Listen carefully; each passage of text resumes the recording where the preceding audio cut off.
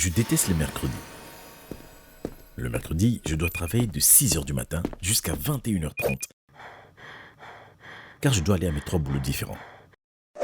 Le pire, c'est de rentrer chez soi et de devoir cuisiner. J'ai 4 bouches à nourrir.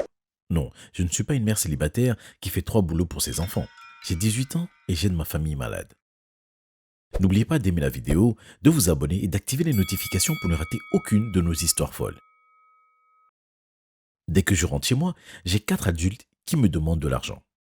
2 sont mes parents et les 2 autres sont mes frères. Ils profitent de moi, mais ne vous inquiétez pas. J'ai demandé à mes parents, comment vont tes poignets, maman? Et ton dos, papa? Mes parents et mes frères souffraient d'une maladie chronique qui s'attaque à leurs articulations et les rend inaptes au travail. C'est génétique, mais heureusement, j'y ai échappé. Si je n'y avais pas échappé, ma famille serait perdue. J'ai commencé à parler à ma famille de ma journée pendant que je leur préparais des sandwichs. Mais ils ont arrêté d'écouter quand je leur ai dit que je n'avais pas d'argent pour la semaine. J'étais parfois fatigué de cette situation, mais ma famille avait pris soin de moi toute ma vie jusqu'à leur maladie. J'ai dû faire face à des gens qui me criaient dessus toute la journée car ils voulaient parler à mon manager.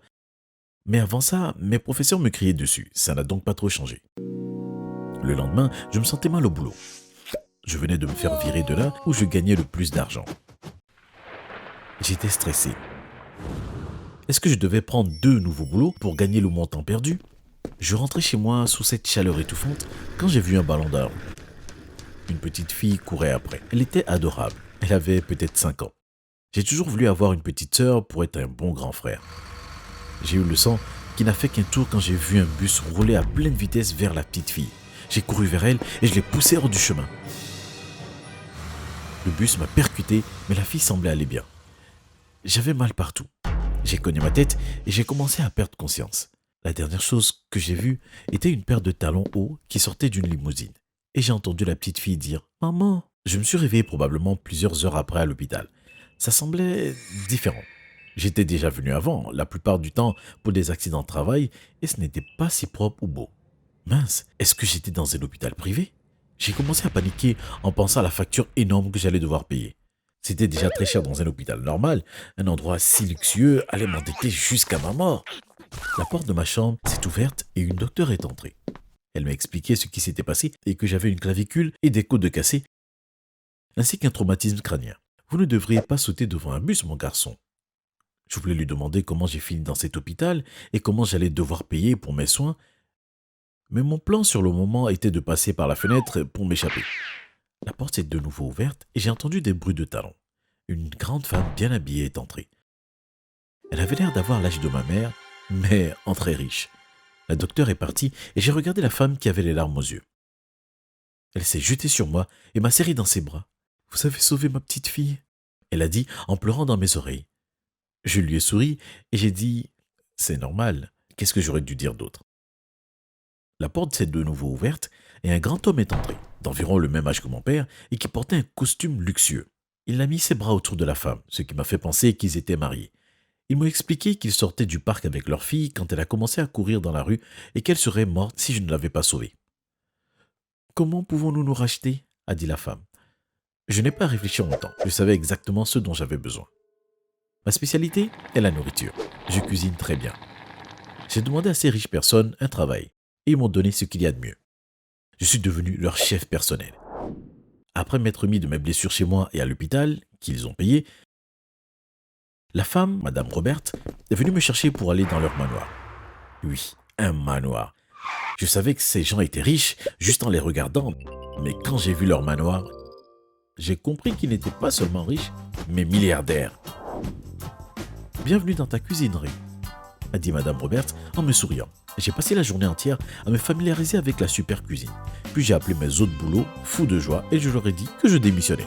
Mon premier vrai défi chez les Robert était de répondre aux attentes d'une fête qu'ils organisaient. J'ai convaincu ma famille de venir travailler à la fête pour faire de petites choses comme faire passer les hors d'œuvre. Je pense qu'ils ont accepté pour voir si je ne mentais pas à propos de mon boulot. Madame Robert est venue dans la cuisine et m'a dit que les serveurs que j'avais ramenés avaient disparu. Je suis donc allé les chercher. Ils étaient sur le lac gelé dans la cour arrière.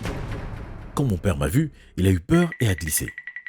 Mon sang n'a fait qu'un tour quand j'ai entendu la glace se briser. En un quart de seconde, ma famille a chuté dans l'eau glacée. J'ai couru chercher de l'aide et j'ai appelé une ambulance. Ma famille était très sensible au froid à cause de leur maladie.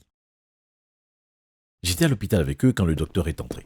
Je suis allé le voir immédiatement et j'ai demandé: est-ce qu'ils vont s'en tirer? Il y a des complications à cause de leur maladie? Le docteur m'a regardé bizarrement. Leur maladie? Ils n'ont absolument rien. La seule chose dont ils ont besoin, c'est un peu d'exercice. J'avais du mal à y croire. Qu'est-ce qu'ils venaient de dire? Ils m'ont menti? Ils m'ont menti sur leur maladie?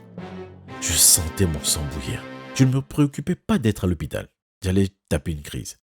Je leur ai dit foudrage: vous avez profité de moi depuis mes 14 ans? J'ai dit davantage de choses, mais ce n'est pas le plus important de mon histoire. Les Robert me traitaient très bien. Ils ont commencé à m'adorer et ont commencé à m'acheter plein de trucs. Ils m'ont acheté des livres parce que je n'avais pas terminé l'école et des vêtements parce que j'étais devenu presque trop grand pour les miens. J'ai failli perdre la bonne entente que j'avais eux à cause de ma famille stupide. Je dormais un soir quand le téléphone a sonné. Je ne m'attendais pas à ce que mes parents ou un de mes frères le ramassent. Je me suis donc levé immédiatement. J'ai lâché le téléphone sous le choc quand j'ai entendu ce qui s'était passé. Je me suis habillé aussi vite que j'ai pu et j'ai couru jusqu'au poste de police. Les lumières vives m'ont aveuglé, mais un grand coup, les Robert m'ont bloqué le passage en restant debout devant moi les bras croisés. Mes parents avaient essayé de s'introduire dans leur manoir. Les Robert m'ont donné de l'argent pour aider ma famille et les laisser retourner chez eux, mais ils ne voulaient avoir une discussion sérieuse avec moi. Dis-nous pourquoi on ne devrait pas te virer après que ta famille soit rentrée dans notre manoir avec tes clés et ils ont essayé de voler tout ce qu'il y a de la valeur, a dit M. Robert en grinçant des dents. Je n'ai pas pu m'en empêcher. J'ai commencé à pleurer. J'ai expliqué aux Robert comment ma famille m'avait menti et m'ont fait travailler pendant qu'ils ne faisaient rien. Et comment ça a duré 3 ans. À ma grande surprise, ils m'ont compris. On sait que tu es un bon garçon, Ray, a dit Madame Robert en essuyant mes joues. Fiston, on était en train de réfléchir à quelque chose. A commencé à dire M. Robert. Il a pris la main de sa femme et elle m'a souri. Elle a dit: notre petite fille pourrait t'avoir comme grand frère et on aimerait avoir un fils. Puis, ils ont dit ensemble: est-ce que tu voudrais qu'on t'adopte? Je n'en croyais pas mes oreilles. Un couple merveilleux et gentil me voulait comme fils rapidement?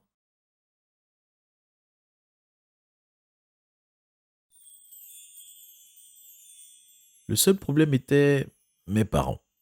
Je suis rentré chez moi, après avoir passé la nuit dans le manoir, avec comme seul but de convaincre mes parents de me laisser déménager et me libérer d'eux.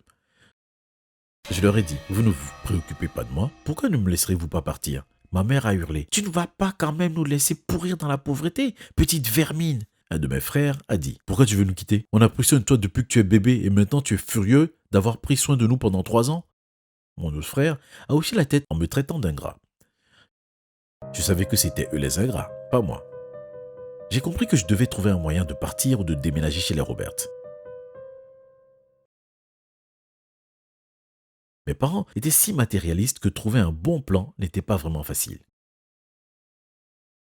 Imaginez le visage de mon idiot de père quand il m'a vu dans une voiture de sport flambant neuve en lui disant que c'était pour lui.